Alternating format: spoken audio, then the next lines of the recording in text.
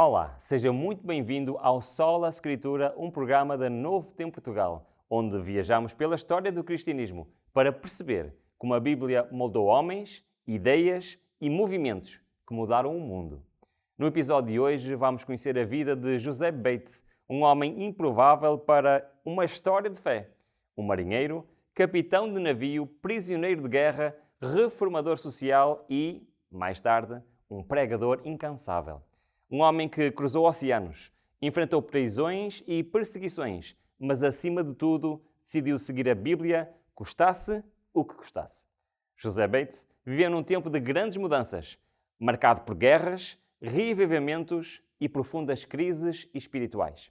E foi nesse contexto que ele fez uma descoberta que mudaria também a sua vida para sempre e também a identidade de um movimento cristão que estava prestes a nascer. Hoje, vamos falar não só da história, mas também da doutrina que ele defendeu com convicção, o sábado do sétimo dia, redescoberto à luz das Escrituras. Fique conosco, porque esta é a história de um homem que escolheu obedecer à palavra de Deus acima da tradição, acima da pressão e, sobretudo, acima do seu próprio conforto.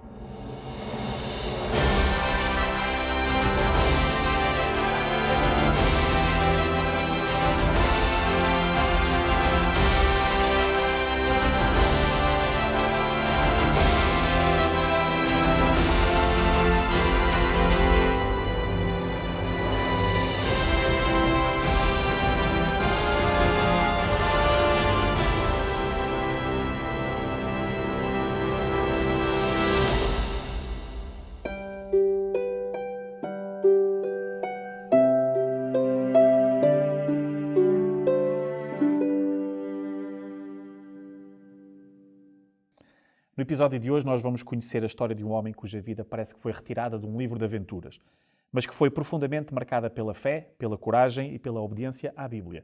A história de José Bates começa muito longe dos púlpitos, longe dos debates teológicos, ela começa no mar. Ruben, quem foi José Bates antes de se tornar uma figura central do movimento adventista e que tipo de vida é que ele levava nos seus primeiros anos? Então, José Bates nasceu a 8 de julho de 1792, em Rochester, no estado de Massachusetts, e ele desde muito jovem foi atraído pelo mar. Com apenas 15 anos deixou a casa dos pais para se tornar marinheiro, iniciando uma vida marcada por perigos constantes, longas viagens e experiências bastante extremas. O seu mais ardente desejo era tornar-se marinheiro e após a primeira viagem, por mais incrível que pareça, ainda despertou mais essa paixão. Durante mais de 20 anos, José Bates navegou pelos oceanos Atlântico, também pelo Oceano Pacífico. Ele enfrentou tempestades violentas, naufrágios iminentes, enfrentou piratas e até foi preso pelas forças britânicas. Durante esse período, ele afirma que viveu situações em que a espessura de uma simples tábua era tudo que o separava da eternidade. Revelando a constante proximidade da morte no seu cotidiano, no seu dia-a-dia, no entanto, ainda assim, antes de ele ser um pregador ou um reformador, José Bates foi um homem moldado pela disciplina do mar, pela sua coragem em situações extremas e por uma consciência moral que começou a despertar ainda longe de Deus. A vida no mar expôs então José Bates a situações extremas, mas também começou a moldar o seu caráter de forma profunda. Essas experiências não ficaram apenas no campo da aventura. De que maneira, Ruben, é que essa vida dura do mar influenciou os valores, influenciou as escolhas e a consciência moral de José Bates?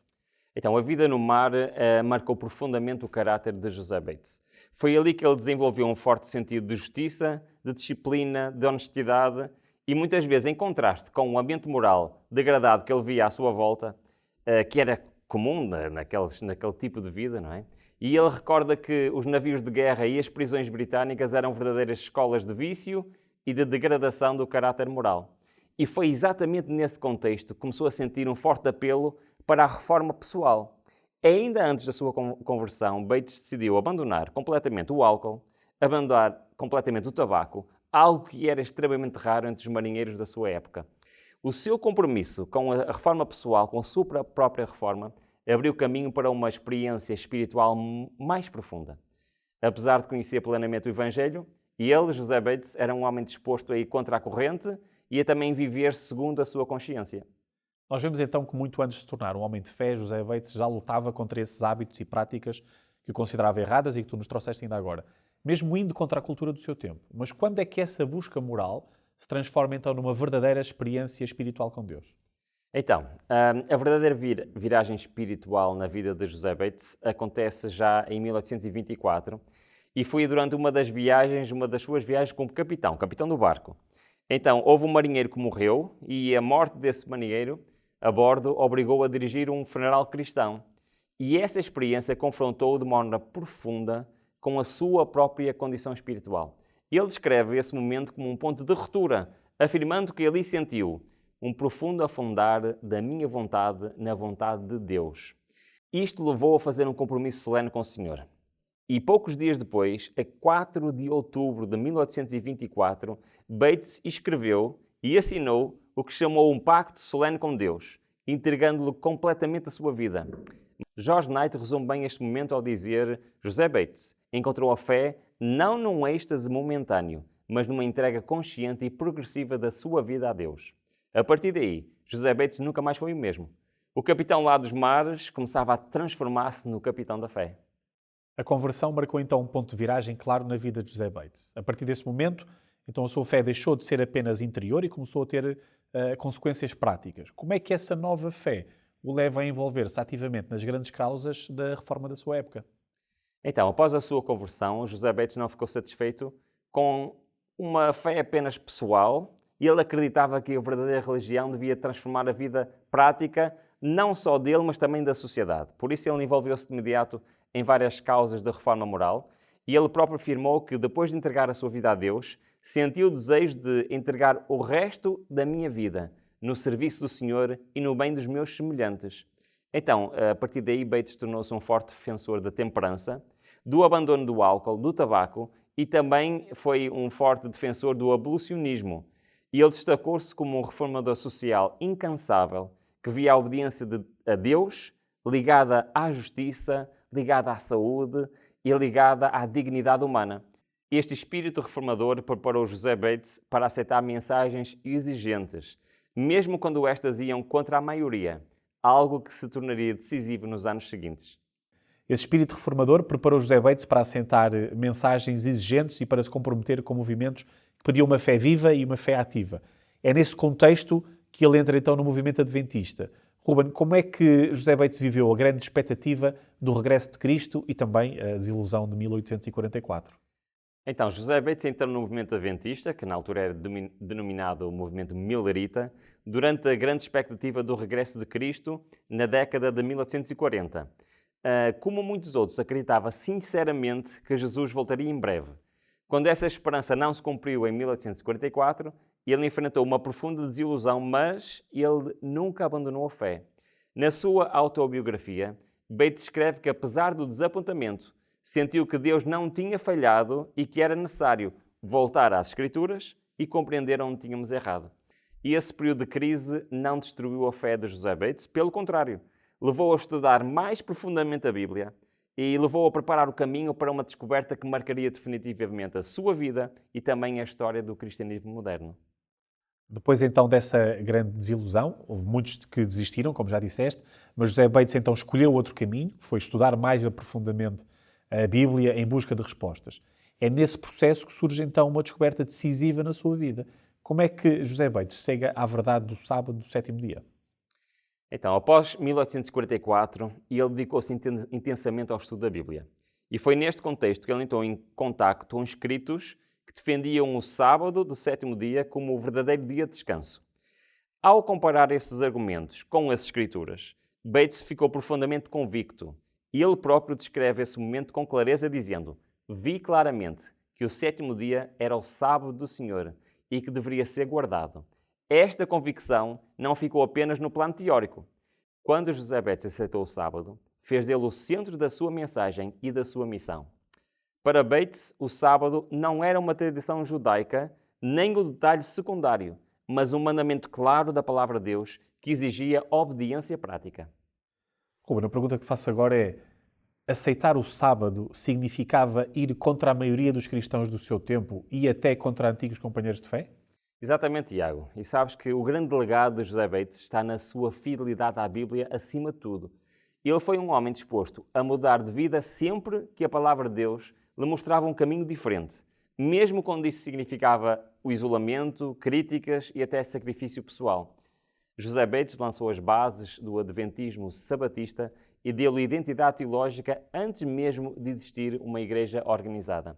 E até ao fim da sua vida, Bates manteve a convicção de que a verdadeira fé se expressa na obediência. A sua história mostra que a reforma começa no coração, passa pela Bíblia e transforma a forma como vivemos. Mais do que um marinheiro ou um reformador, José Bates foi um homem que decidiu seguir a Escritura, custasse o que custasse. Ao longo do programa de hoje, vimos como a vida de José Bates foi transformada pelo estudo da Bíblia e pela decisão de obedecer à palavra de Deus acima da tradição. Tal como ele, muitas pessoas ao longo da história fizeram perguntas sinceras sobre a fé, sobre verdades bíblicas e sobre os grandes temas do cristianismo. Foi a pensar nessas perguntas que nasceu a revista O Grande Conflito, um curso bíblico totalmente gratuito que temos para oferecer. Esta revista acompanha os principais temas da história do cristianismo e da Bíblia, incluindo o tema que abordamos hoje, o sábado do 7º dia, que corresponde ao estudo número 20 da revista. Se deseja receber gratuitamente a revista O Grande Conflito, basta enviar uma mensagem por SMS ou WhatsApp para o número que está a aparecer agora no ecrã, 933 939291. Não perca esta oportunidade de estudar a Bíblia com mais profundidade e de descobrir por si mesmo as verdades que transformaram a vida de homens como José Bates.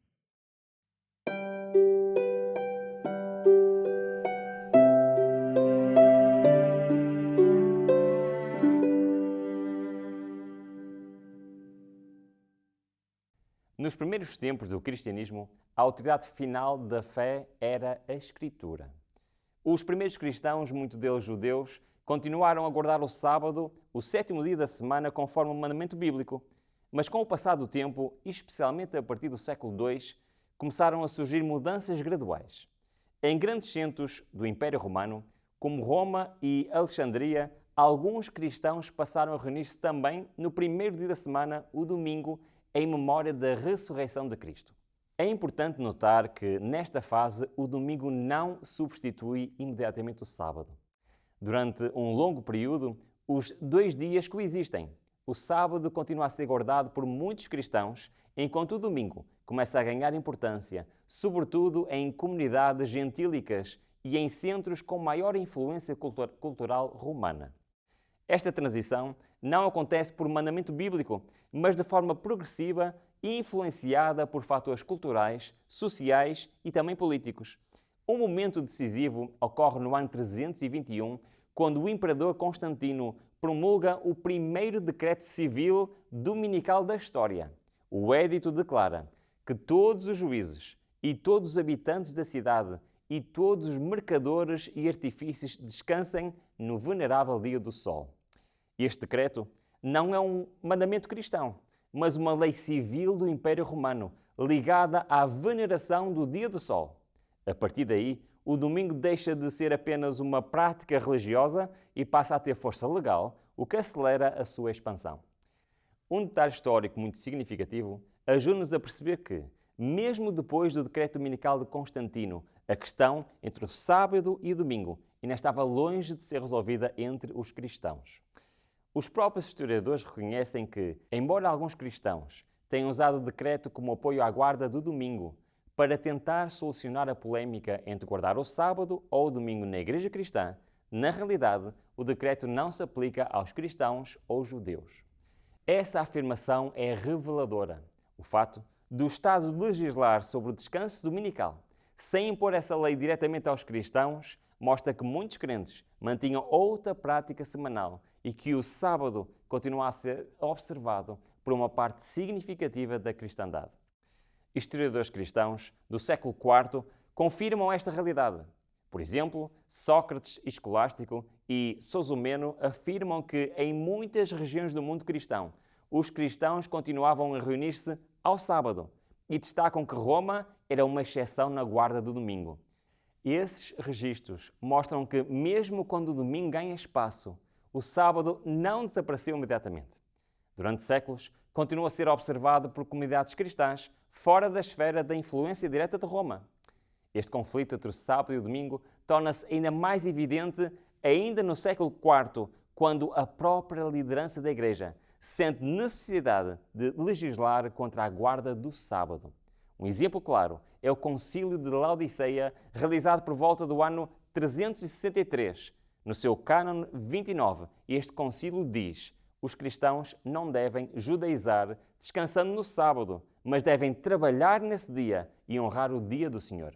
Esta decisão é extremamente reveladora. Se fosse necessário proibir a guarda do sábado, é porque muitos cristãos ainda guardavam o sábado. O sábado não estava esquecido, estava a ser praticado. A partir daqui, torna-se claro que a substituição do sábado pelo domingo não aconteceu por um mandamento bíblico, mas por decisões conciliares, apoiadas progressivamente pelo poder civil. A questão deixou de ser apenas qual o dia correto e passou a ser quem tem autoridade para definir a fé cristã. Mas mesmo durante a Idade Média, período frequentemente chamado de Idade das Trevas, há evidências de que nem todos os cristãos seguiram a prática dominante do domingo. Alguns grupos dissidentes foram identificados por fontes medievais como in sabbati, termo associado à ideia de guardar o sábado. Entre esses grupos, algumas comunidades ligadas aos valdenses foram assim descritas por opositores e inquisitores. De forma semelhante, a Igreja Cristã da Etiópia preservou ao longo da sua história a observância do sábado juntamente com o domingo, mostrando que a prática não desapareceu do cristianismo mundial. Com a Reforma Protestante, o princípio de voltar à Escritura abriu caminho para a redescoberta de doutrinas esquecidas. Um dos primeiros reformadores a defender publicamente o sábado foi Andreas Karlstadt, colaborador de Martinho Lutero. Ao estudar a Bíblia, Karlstadt concluiu que o quarto mandamento continuava válido e começou a ensinar a observância do sábado como dia bíblico de descanso. E entre os anabatistas, o mesmo princípio levou a conclusões semelhantes. Líderes como Oswald Glett e Andreas Fischer aceitaram o sábado com base direta nas Escrituras e passaram a ensiná-lo como mandamento de Deus. Quando a mensagem anabatista chega à Inglaterra, influencia o nascente movimento batista. Alguns batistas aceitam o sábado e no século XVII surge a Igreja Batista do Sétimo Dia, associada ao nome de Peter Chamberlain. Esta igreja mantém a fé evangélica protestante, mas guarda o sábado por convicção bíblica. Perseguidos na Europa, muitos batistas do Sétimo Dia fogem para a América do Norte. Nos Estados Unidos encontram então refúgio em Rhode Island, uma colónia fundada por Roger Williams, defensor da liberdade religiosa. Ali, a observância do sábado continua a ser praticada e transmitida. É nesse contexto que já no século XIX, Rachel Oakes, membro da Igreja Batista do Sétimo Dia, apresenta o sábado a cristãos ligados ao movimento millerita. Essa mensagem chega até José Bates, que estuda a Bíblia, aceita o sábado e torna-se o principal defensor, levando esta doutrina até ao movimento que daria origem à Igreja Adventista. Ao longo da história, o sábado nunca desapareceu completamente. Sempre houve cristãos que o guardavam e ele foi redescoberto repetidamente sempre que homens e mulheres decidiram colocar a Escritura acima da tradição. O sábado não é apenas uma doutrina antiga, é também uma doutrina redescoberta pela Reforma e baseada no mesmo princípio que moveu reformadores em todas as épocas. A sola Escritura.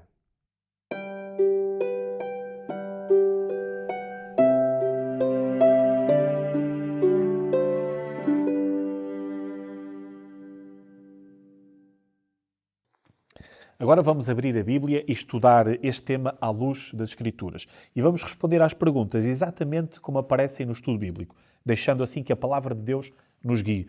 Ruben, quando foi criado o sábado como dia de descanso? Vamos abrir a Palavra de Deus. Vamos começar logo por Gênesis capítulo 2 e do versículo 1 a 3 que nos diz: Assim os céus e a terra e todo o seu exército foram acabados. E havendo Deus acabado no sétimo dia a sua obra que tinha feito, descansou no sétimo dia de toda a sua obra que tinha feito. E abençoou Deus o sétimo dia e o santificou, porque nele descansou de toda a sua obra que Deus criara e fizera. Também em Êxodo 20, quando fala do mandamento do sétimo dia, e reparem que existe uma ligação direta ao texto que acabamos de ler em Gênesis capítulo 2. Diz o seguinte: lembra-te do dia do sábado para o santificar. 6 dias trabalharás e farás toda a tua obra. Mas o 7º dia é o sábado do Senhor teu Deus.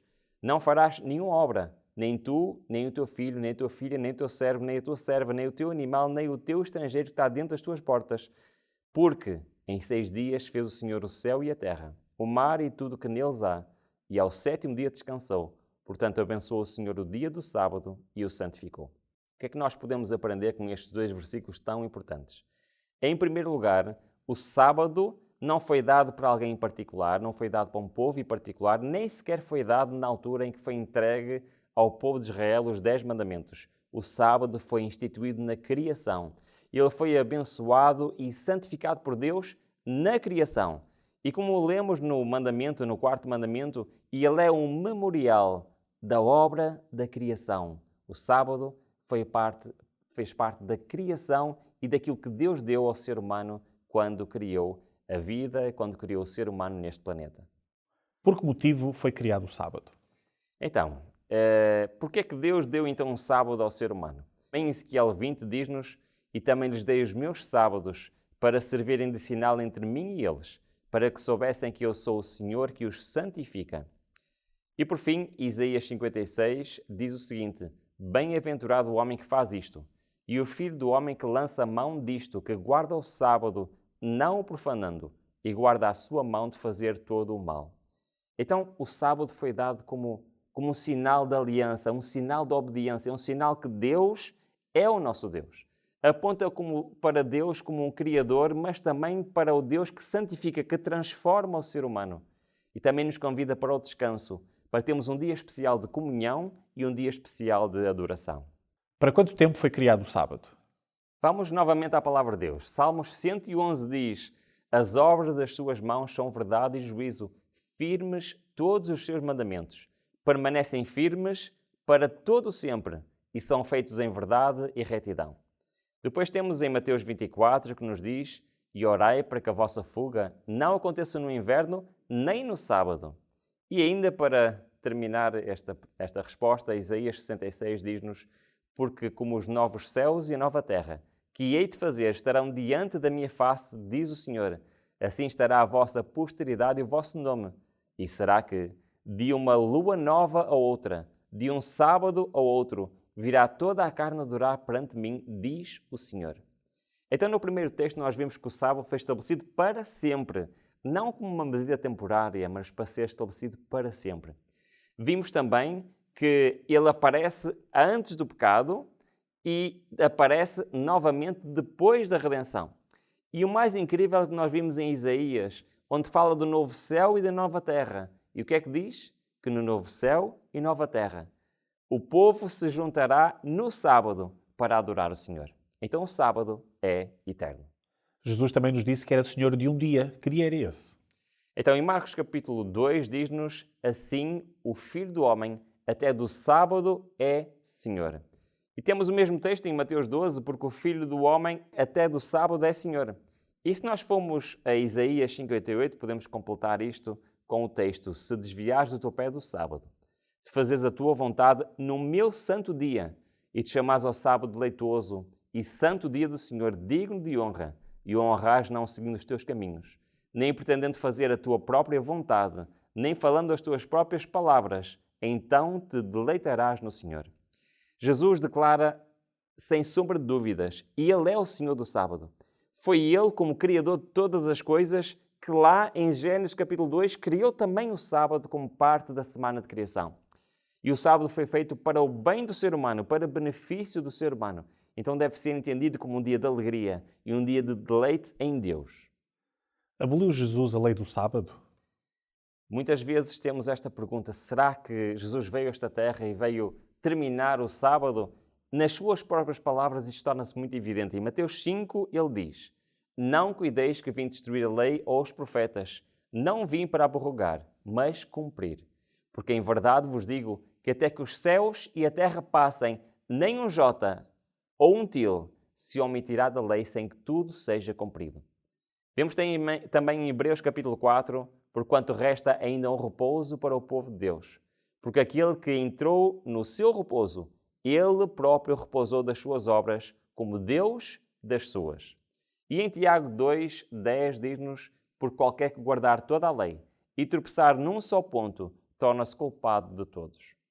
E estes textos são diversos, mas apontam para algo de muito interessante. Primeiro, Jesus não aboliu a lei, nem veio para abolir a lei, veio para cumprir a lei. Vimos que o sábado mantém a sua validade, continua válido hoje em dia. E como vimos em Tiago, que alguém que quer guardar a lei tem que guardar toda a lei. Se for culpado de um, é culpado de todos. E temos de ter noção que a nossa obediência nasce do nosso amor e nasce da nossa fé para com o Criador. Os discípulos de Jesus continuaram a guardar o sábado? Bom, nós olhamos para a palavra de Deus, e especialmente para o livro de Atos, vemos exatamente isso. Vamos começar por Atos 13, onde nos diz: e eles, passando de Perge, chegaram à Antioquia da Psídia, e estando na sinagoga no dia de sábado, assentaram-se. Também em Atos 16 diz: e no dia de sábado saímos da cidade para junto do rio, onde parecia haver oração, e assentámo-nos, falámos às mulheres que ali se juntavam. Também em Atos 17, e Paulo, como tinha por costume, foi ter com eles, e por 3 sábados disputou com eles sobre as Escrituras. Então o que é que nos diz a palavra de Deus? Após a morte e a ressurreição de Cristo, os discípulos continuaram a guardar o sábado. Era para eles um dia especial de culto, um dia especial de estudo e de oração, e fizeram isso seguindo o exemplo de Jesus. Chegámos ao fim do nosso estudo bíblico, vimos que o sábado é um presente divino instituído na criação e reafirmado por Jesus e pelos seus discípulos. Ruben, queres deixar um pensamento final? O sábado é um convite de Deus ao descanso, à comunhão e à renovação espiritual. Se Deus separou este dia como especial, a pergunta é simples: estamos nós dispostos a reservá-lo para Ele? Hoje, Deus convida-nos a segui-lo com fidelidade, colocando a sua palavra acima de tudo. Muito obrigado por ter estado connosco. Se deseja receber gratuitamente a revista O Grande Conflito, que inclui este estudo, basta enviar um SMS ou mensagem do WhatsApp para o número 933 939291. Esperamos por si no próximo Sola Escritura, aqui na Novo Tempo, Portugal.